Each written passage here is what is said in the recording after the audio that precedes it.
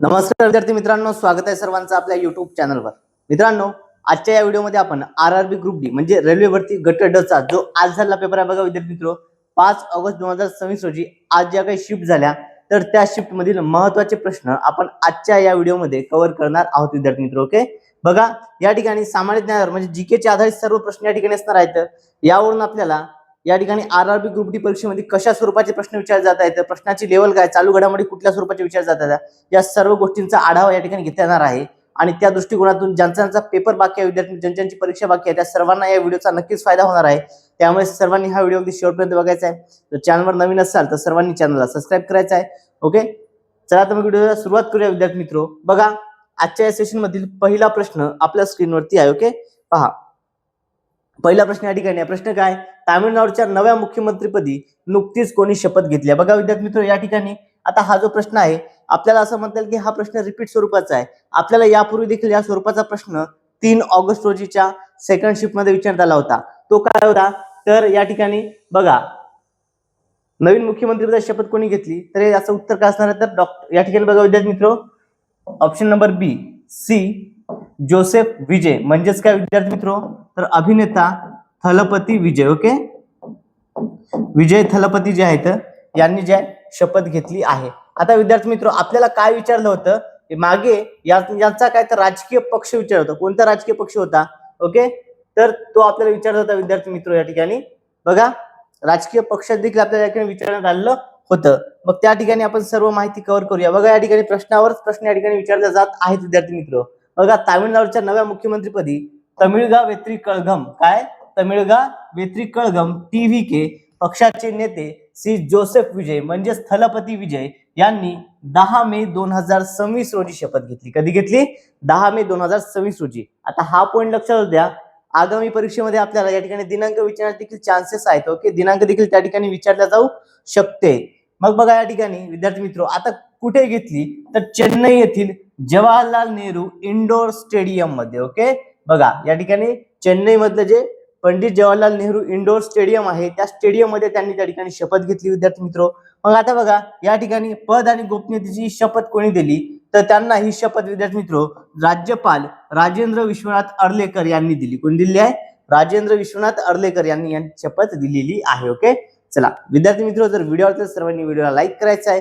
आणि जर तुम्हाला या प्रश्नाची ही पीडीएफ डाउनलोड करायची असेल तर ही पीडीएफ डाउनलोड करण्याकरता काय करायचं आहे तर सगळ्यात पहिले आपलं चॅनल सबस्क्राइब करायचं आहे।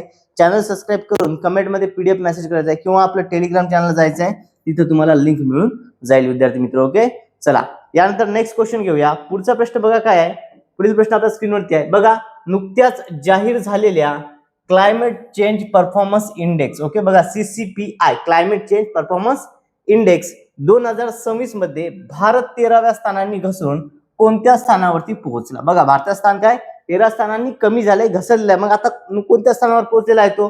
10व्या, 23व्या, 35व्या की 10 या ठिकाणी बघा 10व्या स्थानी। ओके, कितव्या स्थानावर पोहोचलेला आहे विद्यार्थी मित्रो तर भारत जो आहे 13 अंकांनी घसरून हा 23व्या स्थानी घसरलेला आहे। किती? 23व्या स्थानी भारत आता आलेला आहे। ऑप्शन नंबर बी 23व्या हे या प्रश्नाचं योग्य उत्तर आहे। ओके, 23व्या स्थानी या ठिकाणी आपला देश जो आहे या ठिकाणी घसरलेला आहे क्लायमेट चेंज इंडेक्स मध्ये।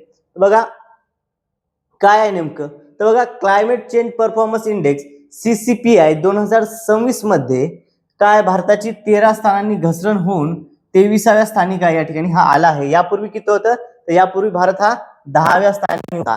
यापूर्वी कितव्या स्थानी होता तर बघा विद्यार्थी मित्रो यापूर्वीचं स्थान काय होतं तर यापूर्वीचं स्थान काय होतं यापूर्वी 10व्या स्थानी होता। ओके, यापूर्वी भारताचं स्थान काय होतं 10वं होतं, आता डायरेक्ट 23 स्थानांनी घसरून या ठिकाणी काय झालेलं आहे स्थान घसरून आहे कितव्या स्थानी आलेला आहे तर 23व्या। ओके, 13 स्थानांनी घसरून 23व्या स्थानी या ठिकाणी हा आपला आलेला आहे। यानंतर पुढचा प्रश्न घेऊया। पुढील प्रश्न बघा विद्यार्थी मित्र काय, शुभेंदू अधिकारी नुकतेच कोणत्या राज्याचे नवीन मुख्यमंत्री झाले आहेत? बघा विद्यार्थी मित्र या ठिकाणी आरआरबी ग्रुप डी मध्ये जास्तीत जास्त प्रश्न हे चालू घडामोडी आधारित आणि नुकत्याच रिसेंटलीच्या ज्या चालू घडामोडी आहेत त्यावरतीच आपल्याला प्रश्न बघायला मिळतात। मागच्या 5 महिन्याचे जर आपण कव्हर केले तर या ठिकाणी निश्चितच तुम्हाला चांगला स्कोर त्या ठिकाणी करता येणार आहे। ओके, बघा शुभेंदू अधिकारी हे नुकतेच कोणत्या राज्याचे नवीन मुख्यमंत्री झाले आहेत?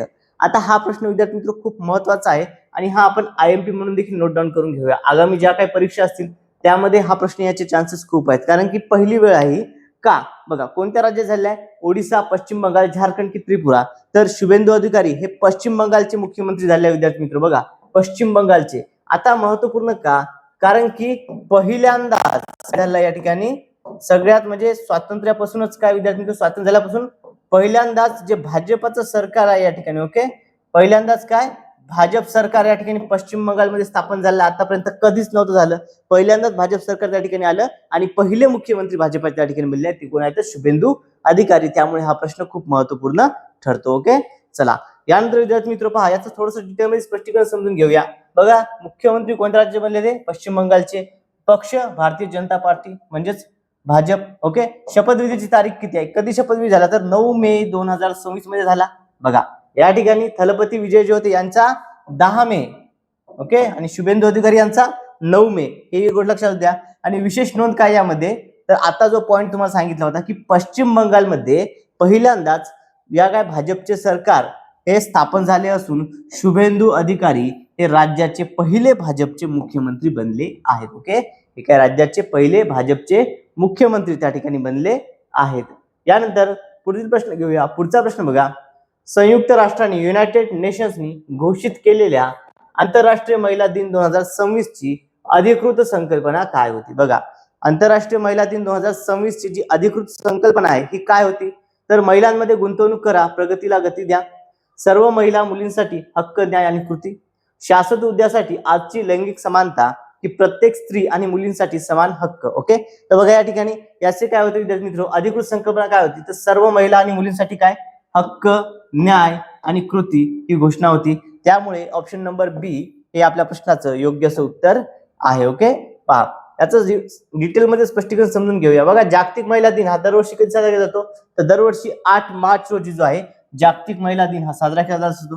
आता बघा 2026च्या या ठिकाणी आंतरराष्ट्रीय ज्या संयुक्त राष्ट्रांनी घोषित केलेल्या आंतरराष्ट्रीय महिला दिनाची अधिकृत संकल्पना थीम काय होती, तर हक्क, न्याय, कृती, सर्व महिला आणि सर्व मुलींसाठी. ओके, हक्क, न्याय, कृती, सर्व महिला आणि सर्व मुलींसाठी, right, justice, action for all womens and girls ही संकल्पना त्या ठिकाणी आहे. ओके, चलो यानंतर पुढील प्रश्न बघा विद्यार्थी मित्र, काय मे 2026 मध्ये जास्तीत जास्त घटना आपल्याला दिसतात मे महिन्याच्या दिसून येतात विद्यार्थी मित्र.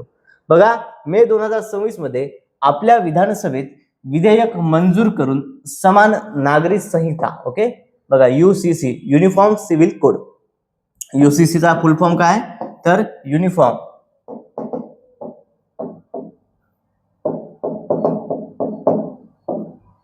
ओके युनिफॉर्म सिव्हिल कोड म्हणजे त्या ठिकाणी काय समान नागरी कायदा विद्यार्थी मित्र. ओके, समान नागरी कायदा लागू करण्याच्या दिशेने पाऊल उचलणारे भारतातील तिसरे राज्य कोणते ठरले आहे. बघा समान नागरी कायदा लागू करण्याच्या दिशेने पाऊल उचलणारे देशातील तिसरे राज्य या ठिकाणी विचारलेलं आहे. पहिलं सर्वांना माहिती आहे, पहिलं काय उत्तराखंड. ओके, मग तिसरं राज्य कोण ठरलं या ठिकाणी, तेलंगणा, आसाम, राजस्थान की मध्य प्रदेश. बघा तर या ठिकाणी विद्यार्थी मित्र UCC म्हणजेच या ठिकाणी बघा कोणतं राज्य या ठिकाणी जे तिसरं ठरलेलं आहे, तर त्या विद्यार्थी मित्र बघा या ठिकाणी सगळ्यात महत्वपूर्ण पॉईंट या ठिकाणी कव्हर करतात आपण. हे प्रश्न बाकी इतर परीक्षा साठी देखील महत्वपूर्ण ठरणार आहेत. ओके, बघा तर ते ठरलेलं आहे विद्यार्थी मित्र या ठिकाणी आसाम. ओके, कोणतं राज्य ठरलेलं आहे, हे ठरलेलं आहे आसाम. ऑप्शन नंबर बी हे या प्रश्नाचं योग्य असं उत्तर आहे. आता याचं सविस्तर स्पष्टीकरण देखील थोडं समजून घेऊया. पहा विद्यार्थी मित्र 2026 मध्ये आपल्या विधानसभेत समान नागरी संहिता UCC विधेयक मंजूर करणारे भारतातील आसाम हे तिसरे राज्य ठरले आहे. आता बघा मग पहिले राज्य कोणते होते, तर पहिले राज्य विद्यार्थी मित्र उत्तराखंड यांनी फेब्रुवारी 2024 मध्ये मंजूर केलं. त्यानंतर दुसरे राज्य गुजरात मार्च 2026 मध्ये, त्यानंतर तिसरे राज्य आसाम 27 मे 2026 रोजी मंजूर झाले विधेयक, आणि चौथे राज्य या ठिकाणी मध्य प्रदेश आहे. ओके, चौथे राज्य मध्य प्रदेश. आणि आता आपल्या महाराष्ट्र राज्यामध्ये देखील या संदर्भात विधेयकामध्ये तरतुदी या सुरू आहेत. ओके, हे विधेयक या ठिकाणी प्रस्तावित आहे. पाचवं राज्य आपलं महाराष्ट्र राज्य त्या ठिकाणी ठरू शकतं. हे 4 राज्य लक्षात असू द्या विद्यार्थी मित्र, यावरती प्रश्न या चान्सेस देखील खूप असतात. ओके, बघा या ठिकाणी आपल्याला तिसरं विचारलं आहे, पहिलं विचारू शकतात, दुसरं विचारू शकतात, चौथं विचारू शकतात. आपल्याला माहिती असणं खूप गरजेचं आहे त्या दृष्टिकोनातून प्रत्येक प्रश्नाचं सविस्तर स्पष्टीकरण या ठिकाणी आपण घेत असतो. ओके, चला विद्यार्थी मित्रांनो, स्पष्टीकरण आवडलं असल्यास सर्वांनी व्हिडिओला लाईक करायचं आहे. ओके, जर तुम्हाला स्पष्टीकरण आवडलं असेल सर्वांनी व्हिडिओ लाईक करायचा आहे आणि जर तुम्ही अजूनही आपल्या चॅनलला सबस्क्राईब केलं असेल तर सर्वांनी चॅनलला सबस्क्राईब करायचं आहे आणि व्हिडिओला शेअर देखील करायचा आहे. यानंतर पुढील प्रश्न बघा. पुढचा प्रश्न काय विद्यार्थी मित्र, गृह मंत्रालयाने प्रसिद्ध केलेल्या अधिकृत यादीनुसार सार्वजनिक व्यवहार क्षेत्रातील, बघा या ठिकाणी कोणते म्हटलंय, सार्वजनिक व्यवहार क्षेत्रातील 2026 चा पद्मविभूषण पुरस्कार कोणाला प्रदान करण्यात आला. बघा या ठिकाणी पद्मविभूषण पुरस्कार तर आहेच, मात्र एका विशिष्ट क्षेत्रामध्ये ते म्हणजे सार्वजनिक क्षेत्रातील कोणाला मिळालाय. N Rajam, Dharmendra Deol, K T. Thomas की पी नारायण. ओके, तर बघा विद्यार्थी मित्र, सार्वजनिक क्षेत्राशी संबंधित असणारे कोण आहेत तर ते आहेत के.टी. थॉमस. ओके, कोण आहेत, K T. Thomas. Option number C हे या प्रश्नाचं योग्य असं उत्तर आहे. ओके, धर्मेंद्र देओल हे काय विद्यार्थी मित्र, तर हे या ठिकाणी कला क्षेत्राशी येतात. ओके, अभिनेते, दिवंगत अभिनेते धर्मेंद्र. ओके, त्यानंतर एन राजम हे या ठिकाणी कला क्षेत्राशीच आहेत. ओके, नृत्य संदर्भात आहेत विद्यार्थी मित्र. बघा या ठिकाणी याचं स्पष्टीकरण आपण समजून घेऊया. पहा या ठिकाणी गृह मंत्रालयाने जारी केलेल्या 2026 च्या प्रेस इन्फॉर्मेशन ब्युरो अधिकृत पद्म पुरस्कार यादीनुसार सार्वजनिक व्यवहार म्हणजे पब्लिक अफेअर्स क्षेत्रातील पद्मविभूषण पुरस्कारासाठी श्री के.टी. थॉमस आणि बघा हे केरळचे आणि श्री व्ही.एम. अच्युतानंदम. ओके, कोण आहे, व्ही.एस. अच्युतानंदन यांना मरणोत्तर या ठिकाणी हा पुरस्कार प्रदान करण्यात आला. ओके, मरणोत्तर हा या ठिकाणी त्यांना मिळालेला आहे. तर दोन व्यक्तींना सार्वजनिक व्यवहारामध्ये या ठिकाणी काय, सार्वजनिक व्यवहार क्षेत्रामध्ये जो आहे हा पुरस्कार मिळाला आहे. त्यापैकी एक आहे के.टी. थॉमस, ज्याचं उत्तर आपल्या प्रश्नाचं होतं. बघा मग आता यामध्ये विद्यार्थी मित्र परीक्षेच्या दृष्टिकोनातून या टॉपिकवर जर प्रश्न आला, या घटकावर जर आपल्या प्रश्नात, डेफिनेटली त्या घटकावरच प्रश्न येणार इतर माहिती संदर्भात. मग इतर आपण समजून घेऊया. बघा श्री धर्मेंद्र सिंह देओल यांना मरणोत्तर मिळालेलं आहे कला क्षेत्रामध्ये महाराष्ट्रामधून. त्यानंतर श्री के.टी. थॉमस, ओके, सार्वजनिक व्यवहार केरळ, ज्यावरती आपल्याला प्रश्न आला होता. एन राजम कला क्षेत्रामध्ये उत्तर प्रदेशचे आहेत. पी नारायण हे साहित्य आणि शिक्षण केरळमधील आहेत. त्यानंतर व्ही.एस. अच्युतानंदन, ओके, यांना मरणोत्तर मिळाले आहे विद्यार्थी मित्र. तर मरणोत्तर या ठिकाणी सार्वजनिक व्यवहार केरळ. ओके, बघा या ठिकाणी दोन व्यक्तींना कशासाठी मिळालेला आहे, तर दोन व्यक्तींना विद्यार्थी मित्र सार्वजनिक व्यवहार, दोन व्यक्तींना कला आणि एक आहे शिक्षण व साहित्य. जर आपल्याला या ठिकाणी सार्वजनिक व्यवहारासंदर्भात विचारतात, आपल्याला कलेसंदर्भात येऊ शकतो, शिक्षणासंदर्भात येऊ शकतो, कुठल्याही पद्धतीने प्रश्न विचारण्याचे चान्सेस आहेत विद्यार्थी मित्र. ओके, चला यानंतर नेक्स्ट क्वेश्चन बघा. जुलै 2026 मध्ये झालेल्या ISSF विश्वचषक नेमबाजी स्पर्धेत, ओके, महिलांच्या 25 मीटर पिस्टल प्रकारात सुवर्ण पदक कोणी जिंकले, असा प्रश्न या ठिकाणी आपल्याला विचारण्यात आलेला आहे. ऑप्शन बघा, ए आहे मनू भाकर, बी ईशा सिंग, सी आहे या ठिकाणी रिदम संगवान आणि डी आहे या ठिकाणी सिमरनप्रीत कौर ब्रार. ओके, तर कोणी हे केलं विद्यार्थी मित्र, तर या आहेत Isha Singh. Okay, option number B Isha Singh हे आपल्या प्रश्नाचं योग्य उत्तर आहे. बघा जुलै 2026 मध्ये चीन मधील कुठे झाल्या या स्पर्धा झाल्या चीनमधील होंगझू येथे झालेल्या ISSF, ओके, ISS विश्वचषक नेमबाजी स्पर्धेत महिलांच्या 25 मीटर पिस्टल प्रकारात भारताची युवा नेमबाज ईशा सिंग हिने सुवर्ण पदक जिंकले. ओके, सुवर्ण पदक जिंकले. बघा या ठिकाणी कोण होते, ईशा सिंग ही सुवर्ण पदक विजेती ठरली आहे. अंतिम फेरीने 40 हिट्स केल्या, किती, 40. त्यानंतर कांस्य पदक जिंकलं हे मनू भाकरने. ओके, मनू भाकरला कोणतं मिळालं, या ठिकाणी कांस्य पदक मिळालं, हिने 28 हिट्स केल्या. त्यानंतर हे स्थळ कुठे आहे बघा विद्यार्थी मित्र, कुठे झाल्या स्पर्धा, चीन मधील होंगझाऊ या ठिकाणी या स्पर्धा झाल्या. कुठे झाली होती स्पर्धा, ही विश्वचषक स्पर्धा कुठे झाली नेमबाजीची, तर चीन मधील होंगझाऊ या ठिकाणी. आणि कधी झाले तर 27 जुलै 2026. ओके, चला 27 जुलै 2026 ला ही स्पर्धा झाली. यानंतर पुढचा प्रश्न बघा.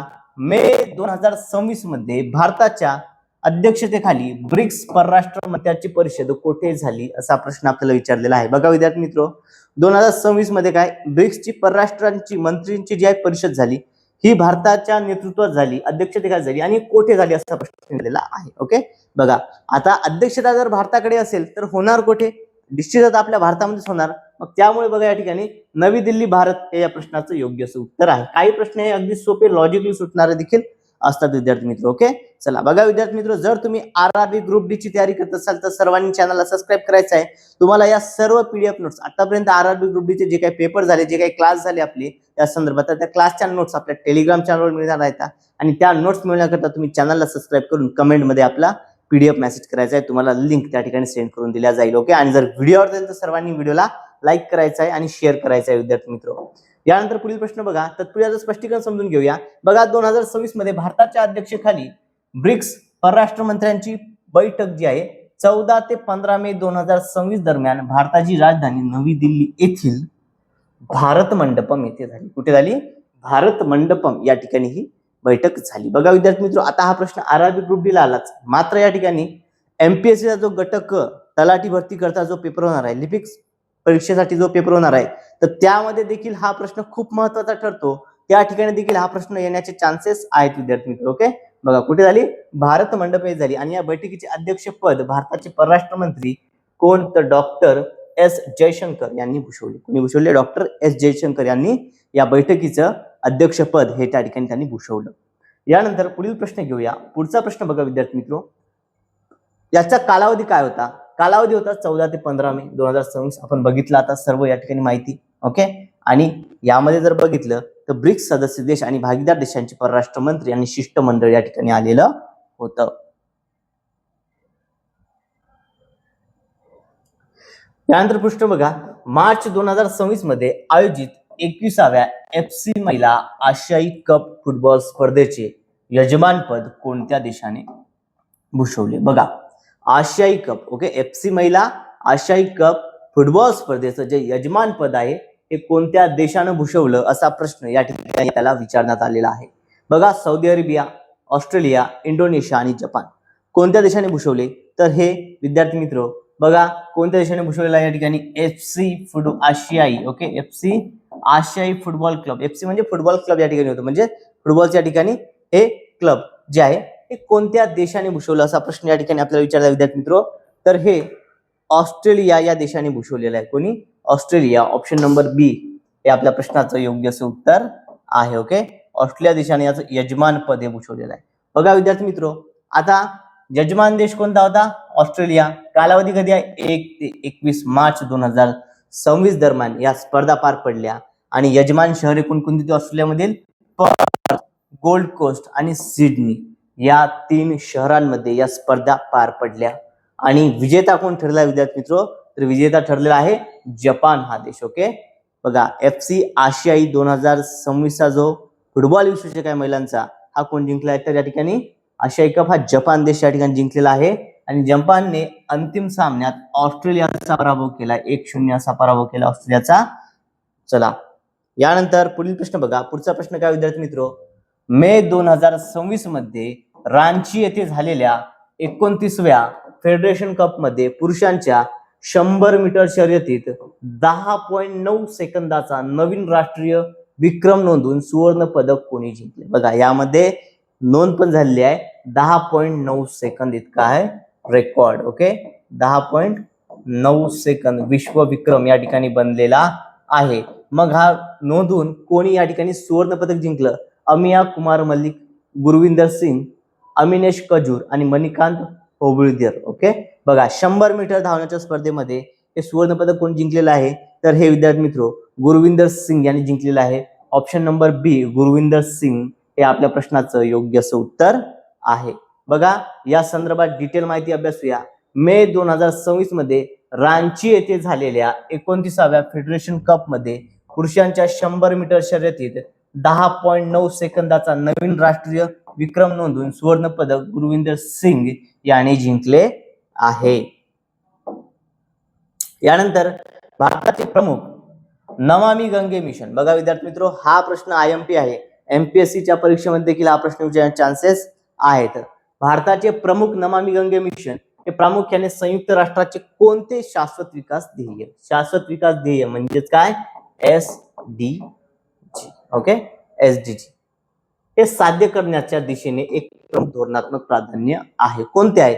बघा, शाश्वत विकास ध्येय 3 म्हणजे यामध्ये काय? तर उत्तम आरोग्य आणि कल्याण. शाश्वत विकास ध्येय 6 स्वच्छ पाणी आणि स्वच्छता. शाश्वत विकास ध्येय 11 ओके SDG 11 म्हणजेच काय या ठिकाणी शाश्वत शहरे आणि समुदाय, आणि SDG 14 म्हणजे पाण्याखालील जीवन. आता मला सांगा विद्यार्थी मित्रो, या ठिकाणी आपण हा प्रश्न लॉजिकली देखील सोडू शकतो. बघा या ठिकाणी काय प्रमुख काय या ठिकाणी आपल्याला प्रामुख्याने काय नमामि गंगे मिशन. आता नमामि गंगे काय गंगा नदीच्या स्वच्छतेसंदर्भात आहे. मग यामध्ये बघा या ठिकाणी उत्तम आरोग्य येणार का स्वच्छतेसंदर्भात आहे, स्वच्छता आहे पाण्याची. ओके मग या ठिकाणी पाण्यासंदर्भात शाश्वत समुदाय हे तर नसणारच आहे. आता ते ऑप्शन बी आणि ऑप्शन डी. ओके बघा या ठिकाणी आपल्याला काय म्हटलं आहे तर पाण्याखालील जीवन नमामि गंगे मिशनचा प्रामुख्याने काय म्हटलं या ठिकाणी कोणतं ध्येय साध्य करण्याचे प्रमुख धोरणात्मक प्राधान्य आहे तर ते स्वच्छ पाणी आणि नदीची स्वच्छता या संदर्भात आहे. त्यामुळे ऑप्शन नंबर बी हे या प्रश्नाचं योग्य उत्तर आहे. ओके बघा नमामि गंगे मिशन हे प्रामुख्याने संयुक्त राष्ट्राचे SDG 6 okay SDG 6 clean water and sanitisation. Sanitisation म्हणजे स्वच्छता. ओके स्वच्छ पाणी आणि स्वच्छता या शाश्वत विकास ध्येय साध्य करण्याच्या दिशेने एक प्रमुख धोरणात्मक प्राधान्य आहे. या मिशनचे प्रमुख वैशिष्ट्य काय बघा एक सगळ्यात पहिलं म्हणजे गंगा नदी व तिच्या उपनद्यांचे प्रदूषण कमी करणे. ओके गंगा नदी आणि तिच्या ज्या उपनद्या आहेत त्यांचं प्रदूषण कमी करणे. त्यानंतर नदीच्या पाण्याचा प्रवाह अविरत आणि निर्मल ठेवणे. बघा गंगा नदीच्या पाण्याचा प्रवाह जो आहे हा अविरत आणि निर्मल ठेवणे हा यामागील उद्देश आहे. आणि गंगा नदीच्या यानंतर काय जैवविविधतेचे जतन करणे आणि परिसंस्थेचा पुनरुज्जीवन करणे हे तिसरं वैशिष्ट्य या ठिकाणी. मुख्य वैशिष्ट्य 3 आहेत या ठिकाणी गंगा नदीची स्वच्छता प्रदूषण कमी करणे, ओके प्रवाह निर्मल आणि अविरत असणे, जैवविविधतेचे संरक्षण करणे जतन करणे आणि परिसंस्थेचे पुनरुज्जीवन करणे हे यामागील उद्देश आहे. ओके चला विद्यार्थी मित्रो जर व्हिडिओ आवडला सर्वांनी व्हिडिओला लाईक करायचं आहे आणि जर तुम्ही अजूनही आपल्या चॅनलला सबस्क्राईब केलं नसेल तर सर्वांनी चॅनलला सबस्क्राईब करायचं आहे. ओके यानंतर पुढचा प्रश्न बघा वनस्पती मातीतून पाणी आणि आवश्यक खनिजे क्षार शोषून घेतात. आता शोषण प्रामुख्याने वनस्पतीच्या कोणत्या भागाद्वारे केले जाते. बघा या ठिकाणी वनस्पती काय जमिनीतून काय तर पाणी आणि क्षाराचं शोषण हे कोणत्या अवयवाच्या कोणत्या भागाच्या माध्यमातून करते खोड पान मूळ की फूल. सर्वांना माहिती असे सोप्या स्वरूपाचा प्रश्न आहे तर याचा आहे मूळ. ऑप्शन नंबर क हे आपल्या प्रश्नाचं योग्य उत्तर आहे. ओके बघा वनस्पतीमध्ये मातीतून पाणी आणि खनिज क्षारांचे शोषण प्रामुख्याने मुळांद्वारे म्हणजे रूट्सद्वारे त्या ठिकाणी होते आणि विशेषतः काय मूळ रोमांद्वारे. बघा यामध्ये काय विशेषतः काय मूळ रोमांद्वारे म्हणजे मूळ रूट्स हेअर असते.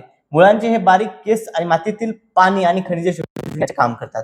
मग मुळांचं कार्य काय यामध्ये बघा सगळ्यात पहिले पाण्याचं शोषण म्हणजे पाण्यातून मातीमधून काय पाणी शोषून घेणे. दुसरा एक खनिज शोषण आवश्यक क्षार आणि पोषक घटक हे घेणे आणि आहार वहन. बघा शोषलेले पाणी खोडाकडे पाठवणे. ओके म्हणजे आहार वहन या ठिकाणी आहे. यानंतर पुढचा प्रश्न बघा विद्यार्थी मित्रो आता हा प्रश्न देखील खूप महत्वपूर्ण आहे. बघा आपल्या वातावरणात निरभ्र आकाश निळे का दिसते. बघा आपल्या वातावरणामध्ये निरभ्र आकाश निळे का दिसते.